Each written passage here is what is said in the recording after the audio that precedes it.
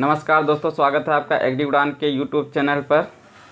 हम आपको करा रहे हैं टॉप 3000 प्रश्नों की एक सुपर सीरीज़, जिसमें से आज का हमारा लेक्चर नंबर 3 है। और इससे पहले हमने लेक्चर 2 करा दिए हैं। जो व्यूअर चैनल पर पहली बार विजिट कर रहे हैं वो लोग प्लेलिस्ट पे जा कर के लेक्चर नंबर 1 और 2 आराम से देख सकते हैं। तो यहाँ पर जो भी हम सिलेबस करा रहे हैं, इसमें हमने फुल एग्रीकल्चर के जो भी सब्जेक्ट रहते हैं उनको लिया है। और यहाँ पर हम टॉपिक वाइज चल रहे हैं, एक एक सब्जेक्ट करके आपको कंप्लीट कराएंगे। जो कि कृषि की सभी प्रतियोगी परीक्षाओं में प्रश्न आते हैं या पूछे जाने की संभावना है, उन्हीं प्रश्नों को यहाँ पे हम ले रहे हैं। ये जो प्रश्न रहेंगे आपको हर एक एग्ज़ाम में मिल जाएंगे। बस आपको क्या कहना रहेगा, जिस एग्ज़ाम की आप तैयारी कर रहे हैं उसका थोड़ा सा बेसिक पढ़ना पड़ेगा बुकों से, बस। इसके अलावा जो भी क्वेश्चन ज़्यादातर पूछे जाएंगे वो यहीं से आपको मिल जाएंगे। जब ये हमारी कंप्लीट एक सीरीज हो जाएगी, उसके बाद हम आपको कराएंगे 10 प्रैक्टिस सेट, जिसमें हम बहुत ही अच्छे क्वेश्चन लेंगे जो कि सभी कृषि से प्रतियोगी जो परीक्षाएं होती हैं उनकी दृष्टि से बहुत ही इम्पॉर्टेंट होगी। तो चलिए देखते हैं कि हम इसमें क्या क्या आपको करा रहे हैं। यहाँ पे हम जनरल एग्रीकल्चर करा रहे हैं, ठीक है, जो इस समय चल रही है। इसके बाद एग्रोनॉमी कराएंगे, फिर soil science, horticulture, animal husbandry, agriculture engineering, agriculture extension, entomology, plant pathology, veterinary science, agro forestry, fisheries science. तो ये जितने भी टॉपिक हैं हम आपको एक एक करके करा देंगे। और यहाँ पे हम सब महत्वपूर्ण जो प्रश्न होते हैं वही कराएंगे, ठीक है।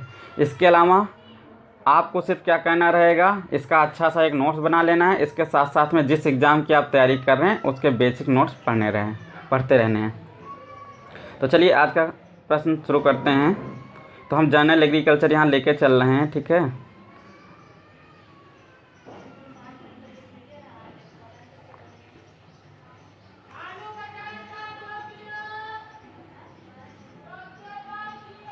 तो यहाँ पे आज का क्वेश्चन है 101 नंबर। इससे पहले हमने 100 क्वेश्चन करा दिए हैं 2 वीडियोज़ में। तो यहाँ पर क्वेश्चन पहला है कि सोमैटिक संकरीकरण से बायो तकनीकी द्वारा विकसित सरसों की प्रथम किस्म कौन सी है। देखिए बहुत अच्छा क्वेश्चन है और एग्ज़ाम में पूछा जा चुका है। तो यहाँ पर जो इसका आंसर होगा वो पूसा जय किसान है, जो सोमैटिक संकरीकरण से बनाई गई है, ठीक है, पूसा जय किसान, ठीक है। नेक्स्ट क्वेश्चन है, दलहनी फसलों में नाइट्रोजन प्रतिस्थापन में किस पोषक तत्व का महत्वपूर्ण स्थान होता है। तो नाइट्रोजन जब डाली जाती है उसका एक स्थान से दूसरे स्थान में ले जाने में भी एक रोल होता है। तो क्या होता है प्रतिस्थापन में, मॉलिब्डेनम अच्छा रोल करता है, ठीक है। अगला क्वेश्चन है, गन्ने में चीनी निर्माण हेतु कौन सा सूक्ष्म तत्व सबसे अधिक लाभदायक होता है। जब गन्ने में चीनी बनती है तो उस समय कौन सा तत्व सबसे ज़्यादा कार्य करता है। तो वहाँ पे मैग्नीशियम कार्य करता है, करेक्ट आंसर हो जाएगा मैग्नीशियम। अगला क्वेश्चन है, लवणीय तथा क्षारीय भूमि का क्षेत्रफल किस प्रदेश में सर्वाधिक है। तो जो लवणीय एवं क्षारीय भूमियाँ हैं उसका सबसे ज़्यादा क्षेत्रफल उत्तर प्रदेश में है। फिर भारत में सबसे अधिक उपजाऊ मृदा कौन सी है। देखिए बहुत अच्छा क्वेश्चन है, एग्जाम में कई बार पूछा जा चुका है। जो भारत की मृदा है उसमें सबसे ज़्यादा जो है कृषि योग्य जो है वो जलोढ़ मृदा ही होती है। बाकी कई प्रकार की मृदाएं होती हैं। तो यहाँ पे करेक्ट आंसर जो हो जाएगा वो जलोढ़ ही होगा। फिर पाइराइट सबसे ज़्यादा अधिक किस प्रदेश में पाया जाता है। देखिए दोस्तों, ये जो पाइराइट होता है, ठीक है, ये सबसे ज़्यादा पाया जाता है बिहार में। और इसमें क्या होता है, पाइराइट जो होता है ये Fe2 होता है, मतलब फेरस और सल्फर होता है, Fe2, ठीक है। तो जिसमें लोहा और गंधक जो होती है इसका एक ये यौगिक होता है, इसे बोलते हैं पाइराइट, ठीक है। और पाइराइट का ये केमिकल फार्मूला होता है, इसको आप याद रखेंगे, Fe2। इसके अलावा इसको जो पाइराइट होती है इसको बोलते हैं हम लोग मूर्खों का सोना बोलते हैं, ठीक है। एक क्वेश्चन भी पूछ दिया जाता है, पाइराइट को और किस नाम से जानते हैं, तो मूर्खों का सोना भी इसे कहते हैं। और ये सबसे ज़्यादा कहाँ पाया जाता है, बिहार में पाया जाता है, ठीक है। तो आप इतना याद रखेंगे, इसका जो फार्मूला होता है Fe2 होता है पाइराइट का, और इसे मूर्खों का सोना कहते हैं, और ये बिहार में पाया जाता है। तो नेक्स्ट क्वेश्चन है, भारतीय खाद्य निगम की स्थापना कब हुई, ठीक है। तो जो भारतीय खाद्य निगम होता है इसको FCI बोलते हैं, फूड कॉरपोरेशन ऑफ इंडिया। इसकी जो स्थापना हुई थी वो हुई थी 1965 में, ठीक है। अगला क्वेश्चन है, भारत में कृत्रिम गर्भाधान सबसे पहले कब शुरू हुआ? बहुत अच्छा क्वेश्चन है। जो भारत में कृत्रिम गर्भाधान शुरू हुआ था वो 1939 में शुरू हुआ था। कृत्रिम गर्भाधान का मतलब ये होता है कि नर जो होते हैं, सांड या कुछ मान लीजिए कोई भी चीज़ है, कोई एनिमल है या कुछ भी है, तो उनका वीर्य निकाल करके संरक्षित कर लेते हैं। उसको जब मतलब कोई पशु मतलब गर्भित कराना होता है तो आर्टिफिशियल तरीके से प्रवेश कर देते हैं उनमें, ठीक है। तो यही होता है कृत्रिम गर्भाधान। तो ये कब शुरू हुआ था? 1939 में। भारत का सबसे बड़ा पशु मेला कहाँ लगता है? तो ये बहुत इंपॉर्टेंट क्वेश्चन है। और ये जो सबसे बड़ा पशु मेला है सोनपुर बिहार में लगता है, ठीक है। अगला क्वेश्चन है खाद्य एवं कृषि संगठन जिसको बोलते हैं food and agriculture organization FAO का मुख्यालय कहाँ स्थित है? ये बहुत एग्जाम में क्वेश्चन पूछा जाता है। तो इसका जो मुख्यालय है वो रोम इटली में है। ये क्वेश्चन जो हम यहाँ पर ले रहे हैं बहुत ही इम्पॉर्टेंट हैं। आपको प्रत्येक क्वेश्चन को अच्छे से लर्न कर लेना है, क्योंकि यहाँ पे जितने भी हमने क्वेश्चन लिए हैं सिर्फ एग्ज़ाम में पूछे ही पूछे जाते हैं। किसी न किसी एग्ज़ाम में आपको कभी ना कभी ज़रूर मिल जाएंगे। और यही जनरल क्वेश्चन हैं जो हर बार रिपीट होकर इधर उधर एग्ज़ामों में पूछे जाते हैं। तो आप इन सबको याद कर लीजिए और अच्छा नोट कवर कर लीजिए। हम श्योर कह रहे हैं जब ये सीरीज़ ख़त्म होगी तो आप देखेंगे यहाँ पे बहुत ही अच्छे और सेलेक्टिव क्वेश्चन आपको मिल जाएंगे जो आपको हमेशा काम आएंगे, ठीक है।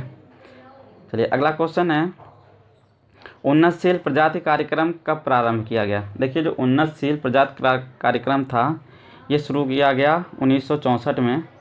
और इसको जो सबसे पहले शुरू हुआ था तो लगभग ये चीन में शुरुआत हुई थी इसकी, लेकिन यहाँ पे अपने यहाँ 1964-65 में शुरू हुआ। तो यहाँ पे एक और क्वेश्चन उठता है कि एक होता है हाई यील्डिंग वैरायटी प्रोग्राम, ठीक है। हाई यील्डिंग वैरायटी प्रोग्राम जो होता है उसको बोलते हैं HYVP।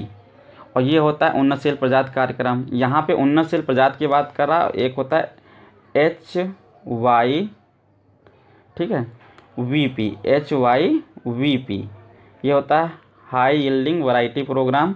इसकी शुरुआत जो हुई थी 1966 में हुई थी। कब हुई थी? 1966 में। तो ये भी आप ध्यान रखेंगे, जो हाई यील्डिंग वैरायटी प्रोग्राम था उसकी शुरुआत कब हुई थी? तो 1966 में हुई थी। बाकी उन्नतशील प्रजाति कार्यक्रम 1964-65 में शुरू हुआ था। अगला क्वेश्चन है भारत में दूरदर्शन का सर्वप्रथम पहला केंद्र कब स्थापित हुआ? तो जो भारत में दूरदर्शन था इसका जो पहला केंद्र स्थापित हुआ वो 1962 में स्थापित हुआ। और इसका जो दूरदर्शन है इसका पहले जो नाम था वो था टेलीविज़न इंडिया, ठीक है। इससे पहले जब ये 1962 में जो इसका नाम पड़ा दूरदर्शन, लेकिन इससे पहले जो इसका नाम था वो था टेलीविज़न इंडिया, ठीक है। तो आप ध्यान रखेंगे। नेक्स्ट क्वेश्चन है जल प्लावित क्षेत्रों में कौन सी गैस मुख्य रूप से पाई जाती है? ये क्वेश्चन बहुत इंपॉर्टेंट है और एग्ज़ाम में काफ़ी पूछा जाता है। जल प्लावित मतलब ऐसा होता है कि ऐसे क्षेत्र जहाँ पर जल की मात्रा ज़्यादा हमेशा बनी रहती है। और तो वहाँ पे क्या होता है, थोड़ा सा दलदली भूमियाँ हो जाती हैं कभी कभी, तो वहाँ से गैस निकलती है जिसका नाम होता है मीथेन, ठीक है। ये एक और तरीके से क्वेश्चन किया जाता है कि जो धान के खेत होते हैं, ठीक है, उनमें भी पानी काफ़ी भरा रहता है। तो धान के खेतों से स्रावित होने वाली गैस कौन सी होती है? तब भी मीथेन ही होती है। तो ये क्वेश्चन बहुत इंपॉर्टेंट है। हमने दो तरीके से आपको बताया, एक तो जल प्लावित क्षेत्र मतलब जहाँ पे ज़्यादा जल भरा रहता है, भूमियाँ जो होती हैं दलदली हो जाती हैं, वहाँ पे गैस जो है मीथेन निकलती है। एक धान के खेत से स्रावित होती है मीथेन। तो दोनों इंपॉर्टेंट क्वेश्चन है, आप दोनों याद रखेंगे, लिख लेंगे। अगला क्वेश्चन है बोरलॉग पुरस्कार किस क्षेत्र में दिया जाता है? तो बोरलॉग जो पुरस्कार है ये NE बोरलॉग जो साइंटिस्ट थे उन्हीं के नाम से बोरलॉग हुआ। तो इसको जो है कृषि के क्षेत्र में दिया जाता है। अगला क्वेश्चन है भारत में बौनी प्रजाति की गेहूं की प्रजातियों का उत्पादन कब हुआ? मतलब ये जो बौनी प्रजातियां होती हैं गेहूं की, ठीक है, ये सबसे पहले अमेरिका से आई थी। तो ये सबसे पहले कब आई थी, यहाँ पे आगमन कब हुआ? तो 1963 में, तभी भारत में इसकी शुरुआत हुई थी, ठीक है। ये बहुत इंपॉर्टेंट क्वेश्चन है और इसको आप याद करके रखेंगे। ऐसे भी पूछा जाता है कि भारत की जो बौनी प्रजातियां हैं उनका जो है आगमन भारत में कब हुआ? तो ये अमेरिका से आई थी, ठीक है। तो इनका आगमन जो हुआ था 1963 में हुआ था। और उत्पादन अपने यहाँ भी बोना कब शुरू किया गया? तो 1963 में ही शुरू किया गया। फिर है शुष्क खेती के लिए वार्षिक वर्षा कितनी होनी चाहिए? बहुत अच्छा क्वेश्चन है। देखिए शुष्क खेती के लिए जो वार्षिक वर्षा होनी चाहिए वो होनी चाहिए 50 सेंटीमीटर से कम। ठीक है, अब मान लीजिए कि एग्ज़ाम में 50 सेंटीमीटर ना दे रखा हो तो में आ जाए, तो आपको क्या कहना है, जो 1 सेंटीमीटर होता है वो 10 के बराबर हो जाता है। तो 50 सेंटीमीटर यहाँ दे रखा है, 50 सेंटीमीटर को में आप जब बदलेंगे तो 50 गुणे 10 कर देंगे केवल। ठीक है, तो कितना हो जाएगा, 500 हो जाएगा। ठीक है, तो यहाँ पे हो जाएगा 500 ठीक है, 500 से कम जहाँ पे जो वार्षिक वर्षा होगी वहाँ पर शुष्क खेती कहलाती है। शुष्क खेती के लिए तो कितनी वार्षिक वर्षा होनी चाहिए, 500 500 में होती है, और 50 जो होती है सेंटीमीटर में, 500 में और 500 और 50 सेंटीमीटर में होगी। ठीक है, लेकिन 500 से कम और 50 सेंटीमीटर से कम आपको याद रखना है। फिर आलू के भंडारण के लिए कोल्ड स्टोरेज का तापमान होना चाहिए। देखिए, कोल्ड स्टोरेज का तापमान होता है लगभग वही 10 से लेकर के 15 डिग्री सेंटीग्रेड के आसपास रखा जाता है, मतलब लगभग में एक एवरेज जो होता है। लेकिन अब उसमें कोई एक स्पेशल अगर हम वेजिटेबल होती हैं तो उनका अलग अलग तापमान स्टोरेज करते हैं। जैसे आलू यहाँ पे है, तो आलू को जब भंडारित करते हैं तो उसके लिए जो तापमान होता है 1 से लेकर के 2.5 डिग्री सेंटीग्रेड रखते हैं। ठीक है, बाकी स्टोरेज जो होता है, कोल्ड स्टोरेज होते हैं, उनका लगभग 10 से 15 के बीच एक एवरेज रखते हैं। ठीक है, उतने तापमान उसका होता है मेन। लेकिन हर एक क्रॉप का, जो हर एक वेजिटेबल या कुछ भी है, तो उसका अलग अलग स्टोरेज टेम्परेचर होता है। तो यहाँ पे आलू का 1 से लेकर के 2.5 डिग्री सेंटीग्रेड होगा। अगला क्वेश्चन है, क्षेत्रीय ग्रामीण बैंक की स्थापना कब हुई? इसको बोलते हैं RRB, रीजनल रूरल बैंक। ठीक है, RRB आप ध्यान रखेंगे, RRB। ठीक है, तो RRB जो होता है इसकी स्थापना हुई थी 1975 में, क्षेत्रीय ग्रामीण बैंक इसको बोलते हैं। अगला क्वेश्चन है, रेफ्रिजरेटर में कितने तापमान पर वीर्य का संरक्षण किया जाता है? ये बहुत अच्छा क्वेश्चन है। तो यहाँ पर जो रेफ्रिजरेटर होता है उसमें जो वीर्य का संरक्षण किया जाता है उसके लिए तापमान रखते हैं 5 डिग्री सेंटीग्रेड। ठीक है, इतने तापमान पर आराम से संरक्षित किया जा सकता है। फिर टेलीविज़न का प्रसारण किस वर्ष शुरू हुआ? जो टेलीविज़न है उसका प्रसारण 1957 में शुरू किया गया। अगला क्वेश्चन है, सामुदायिक विकास कार्यक्रम किस वर्ष प्रारंभ हुआ? ठीक है, तो इसको बोलते हैं कम्युनिटी डेवलपमेंट प्रोग्राम बोलते हैं। ठीक है, कम्युनिटी डेवलपमेंट प्रोग्राम, CD लिख के आता है, CD, community development program, CDP कर सकते हो आप, P भी लगा सकते हो, लेकिन प्रोग्राम लगाने के नहीं CD ही लिख के ज़्यादा आता है। कम्युनिटी डेवलपमेंट प्रोग्राम की शुरुआत कब हुई? तो 1952 में हुई। नेक्स्ट क्वेश्चन है, डॉक्टर N.E. बोरलॉग को किसके लिए नोबेल पुरस्कार से सम्मानित किया गया? बहुत अच्छा क्वेश्चन है और एग्ज़ाम की दृष्टि से भी बहुत इंपॉर्टेंट है, आप इसको याद रखेंगे। तो जो डॉक्टर N.E. बोरलॉग थे उनने क्या किया था, विश्व भर में जो है गेहूं की अच्छी प्रजातियां डेवलप की थी। तो उससे क्या हुआ था, लोगों को बहुत काफ़ी शांति मिली थी, मतलब अन्न की एक पूर्ति हुई थी, लोगों की भुखमरी ख़त्म हुई थी, काफ़ी चीज़ें हुई थी। तो क्या हुआ था भाई, अमन और शांति मिलेगी, तो इसलिए अमन और शांति के क्षेत्र में उनको पुरस्कार दिया गया। फिर जल में सबसे अधिक जहरीला प्रदूषक कौन सा है? तो जल में जो सबसे अधिक जहरीला प्रदूषक होता है वो होता है आर्सेनिक। ठीक है, अगला क्वेश्चन, किस राज्य में सर्वाधिक पोटास उर्वरक का प्रयोग होता है? तो सर्वाधिक पोटास का प्रयोग होता है वो होता है महाराष्ट्र में। अगला क्वेश्चन है, बोर्डेक्स मिक्सचर किसके द्वारा विकसित किया गया? बहुत इंपॉर्टेंट क्वेश्चन है। जो बोर्डेक्स मिक्सचर होता है वो बनाया गया मिलाडेट द्वारा।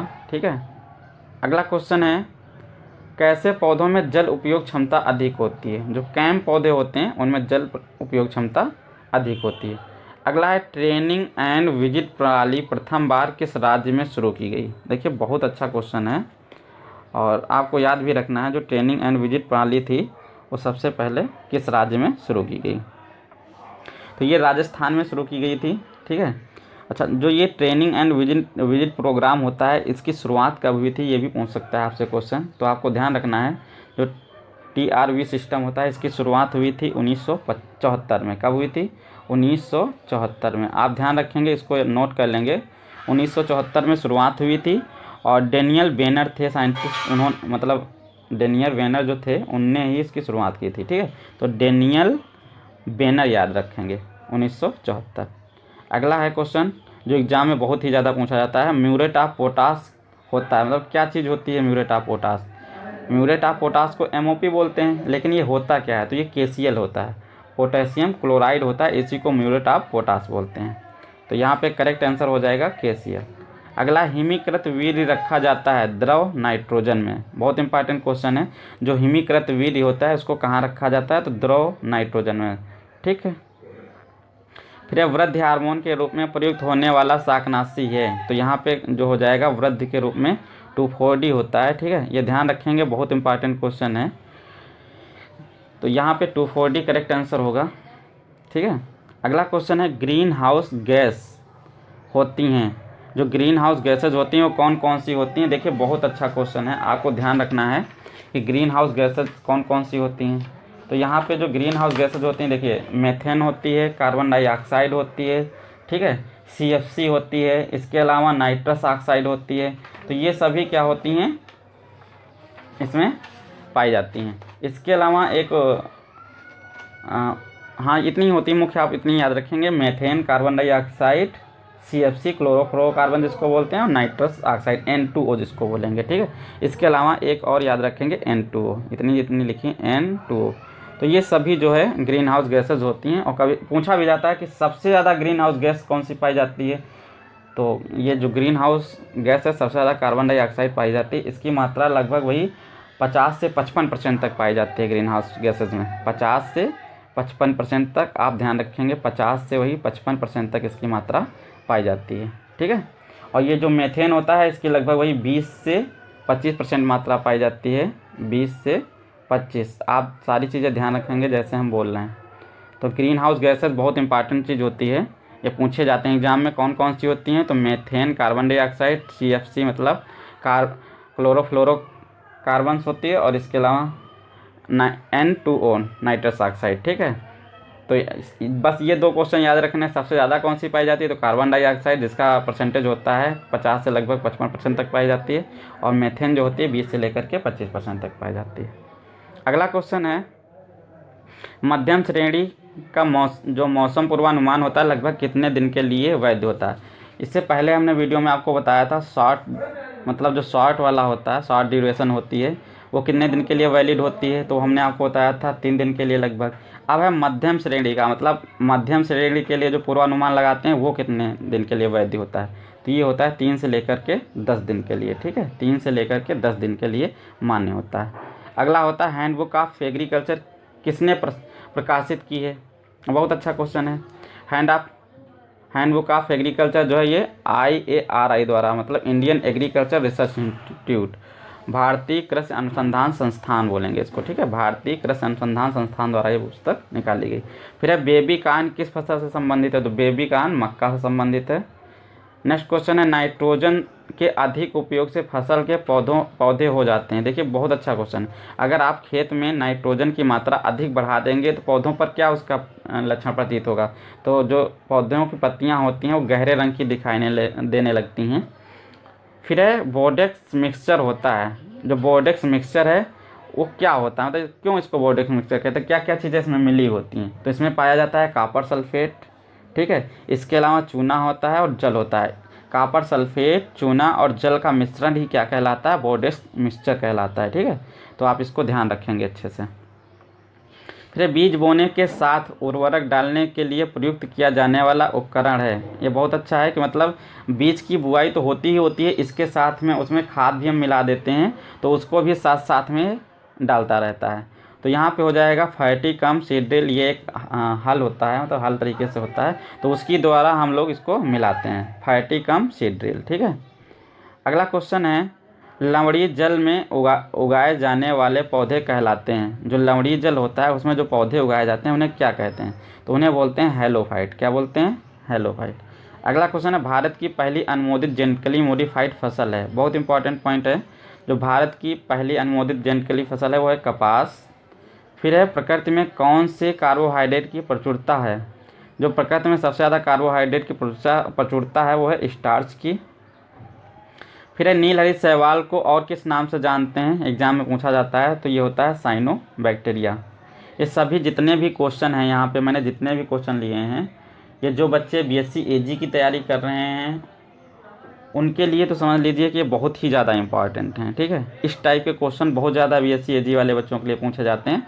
और बाकी जो जनरल एग्ज़ाम होते हैं, किसी भी गवर्नमेंट जॉब में बैठेंगे, जनरल एग्ज़ाम होते हैं, उनमें जो बेसिक एग्रीकल्चर पूछी जाती है, उनके लिए भी ये क्वेश्चन आज के लेक्चर वाले जो हैं ये बहुत इंपॉर्टेंट हैं। बाकी हम हर एक लेक्चर में क्वेश्चन का ऐसा लेवल रखेंगे, कुछ जो सबको काम आए, कुछ क्वेश्चन ऐसे होंगे जो बीएससी एजी के लिए होंगे, कुछ क्वेश्चन ऐसे भी हम रखेंगे जो सबके लिए इंपॉर्टेंट होंगे, जो मान लीजिए ग्रेजुएशन के बाद किसी चीज़ की तैयारी कर रहे हैं उनके लिए। तो आप लोग इस वीडियो को अच्छे से देखते रहें, सीरीज़ को कंप्लीट देखें। ठीक है, फिर काली कपास मृदाओं में किसकी कमी होती है? तो काली कपास जो मृदाएँ होती हैं उनमें नाइट्रोजन की कमी पाई जाती है।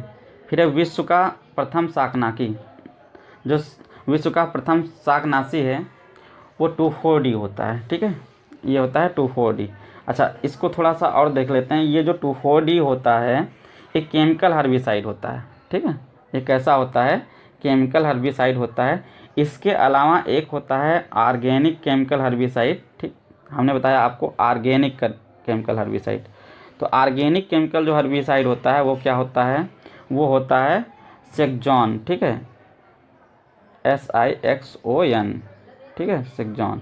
ये जो होता है ये होता है ऑर्गेनिक केमिकल हर्बिसाइड, SIXON। ठीक है, तो इसकी जो खोज हुई थी सेक्जॉन की, ये हुई थी 1896 में फ्रांस में की गई थी। ठीक है, 1896 फ्रांस में। ठीक है, आप ध्यान रखेंगे। लेकिन जब क्वेश्चन आता है कभी विश्व का प्रथम शाकनाशी तो आप 2,4-D लगाएंगे। ठीक है, अगला क्वेश्चन है घासों की खेती का अध्ययन कहलाता है। बहुत इंपॉर्टेंट क्वेश्चन। जो घासों की खेती की जाती है उसका अध्ययन क्या कहलाता है? तो उसका अध्ययन जो होता है एग्रोइस्टोलॉजी कहलाता है। फिर है बिना ग्रीन हाउस गैसों के प्रभाव के कारण पृथ्वी का तापमान क्या होगा? अगर देखो ये जो ग्रीन हाउस गैसें होती हैं इनका इफेक्ट हमारी पृथ्वी पर अगर ना पड़े तो पृथ्वी का तापमान क्या होगा? अगर ये ग्रीन हाउस गैसेज ना हो तो जो पृथ्वी है उसका तापमान हो जाएगा -18 डिग्री सेंटीग्रेड। ठीक है, तो आप इसको बहुत अच्छे से ध्यान रखेंगे। क्वेश्चन बहुत ही इंपॉर्टेंट है कि अगर जो ग्रीन हाउस गैसें मैंने आपको बताई सभी, मेथेन बताई आपको, कार्बन डाइऑक्साइड बताई, CFC मतलब क्लोरोफ्लोरोकार्बन बताई, और नाइट्रस ऑक्साइड बताई, ये सभी अगर ना हो, इनका अगर प्रभाव ना पड़े तो तापमान कितना हो जाएगा? -18 डिग्री सेंटीग्रेड। लेकिन ऐसा नहीं है, सब सारी गैसें हैं, इनका सबका इफेक्ट पड़ता है। इन्हीं के कारण देखो टेम्परेचर हाई होता चला जाता है कभी कभार। ठीक है, फिर है 1 ppm घोल का मान क्या होता है? देखिए ये जानना आपके लिए बहुत ही ज़रूरी है। कभी कभार क्या होता है आप पढ़ते हैं कि 1 ppm घोल जो है डालना पड़ेगा, 2 ppm डालना पड़ेगा, 100 ppm, 200 ppm। ठीक है, तो इस ppm का मतलब क्या होता है? इसका ये जो घोल होता है आप कैसे जानेंगे कि हमें कितना क्या डालना होता है? तो जो 1 ppm घोल होता है वो किसके बराबर होता है? वो होता है 1 मिलीग्राम प्रति 100 ml पानी। मतलब 1 मिलीग्राम जो है आप कोई जो दवा ले रहे हैं, कोई भी रसायन ले रहे हैं, तो उसकी मात्रा 1 मिलीग्राम डालें और 1000 ml पानी में आप उसको घोल लें, तो वो जो घोल होता है वो कहलाता है 1 ppm घोल। समझ गए होंगे आप? नहीं समझे हैं तो आप ये रिकॉर्डेड वीडियो आप दोबारा देख लेना, समझ में आ जाएगा। फिर भी हम एक बार आपको बता दे रहे हैं, 1 मिलीग्राम हम दवा लेंगे। ठीक है, उसको 1000 ml पानी में घोल बनाएंगे, वही जो घोल होगा टोटल कहलाएगा 1 ppm। ठीक है, 1 मिलीग्राम दवा 1000 लीटर ml पानी में 1000 ml पानी में घोलेंगे, वही कहलाएगा 1 ppm। फिर है पल्स किस भाषा का शब्द है? तो ये जो पल्स होता है मतलब दाल, जिस पल्स क्या होती हैं? दाल। लेकिन यहाँ पे पल्स ध्यान रखना है, किस भाषा का शब्द है? फ्रेंच भाषा का शब्द है। ठीक है, फिर है प्याज और आलू में भंडारण के समय अंकुरण रोकने के लिए कौन सा रसायन प्रयोग करते हैं? देखिए कितना इंपॉर्टेंट क्वेश्चन है एग्जाम की दृष्टि से। जब हम लोग प्याज और आलू जो कोल्ड स्टोरेज होते हैं उनमें हम जब भंडारित करते हैं तो क्या होता है, कभी कभार इनसे अंकुरण निकलने लगते हैं। ठीक है, पहले ही अंकुरण निकलने लगते हैं, तो उन अंकुरण को रोकने के लिए क्या हम करें? तो इनमें मैलिक हाइड्राजाइड होता है, इसको हम मिला देते हैं, जिसको MH बोलते हैं। ठीक है, M और H। ठीक है, मैलिक हाइड्राजाइड, इसका हम यूज करते हैं जिसके कारण अंकुरण रुक जाता है। बहुत इंपॉर्टेंट क्वेश्चन है। अगला क्वेश्चन है इथेफॉन का व्यापारिक नाम क्या है? इथेफॉन जो होता है इसको जो है हम क्या कहते हैं? ट्रेड नेम इसका क्या होता है? तो इथेफॉन जो होता है, इथेफॉन का ट्रेड नेम होता है इथरेल। ठीक है, इथेरेल होता है। ये इथेरेल जो होता है किस फॉर्म में पाया जाता है, तो लिक्विड फॉर्म में पाया जाता है। इथेफॉन का ट्रेड नेम इथेरेल, जो लिक्विड फॉर्म में पाया जाता है।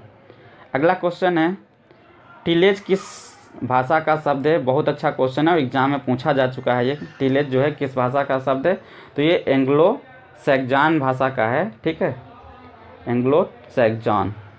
तो आज के ये आपके 150 क्वेश्चन पूरे हो गए हैं और हमको जो प्रश्न पूरे करने हैं वो 3000 तक हैं। इसके बाद आपको 10 टेस्ट सीरीज करानी है। तो आज का आपको वीडियो कैसा लगा, आपको अगर पसंद आया है तो अपने दोस्तों तक इस वीडियो को ज़्यादा से ज़्यादा शेयर करना। और हाँ, एक बात आपसे और कहना चाहेंगे, प्लीज़ आपको वीडियो अगर पसंद आता है तो कमेंट करके ज़रूर बताया कीजिए क्या चीज़ें कमी हैं, क्या और सुधार करना चाहिए। इसके अलावा आपको कैसा ये वीडियो लग रहा है। ठीक है, तो हर एक चीज़ को कमेंट ज़रूर किया कीजिए, जिससे क्या होता है हमको भी एक अच्छा सा उत्साह मिलेगा, तो हम और अच्छा बेटर कर पाएंगे। ठीक है, तो आज के लिए इतना ही, मिलते हैं नेक्स्ट वीडियो में, तब तक के लिए धन्यवाद।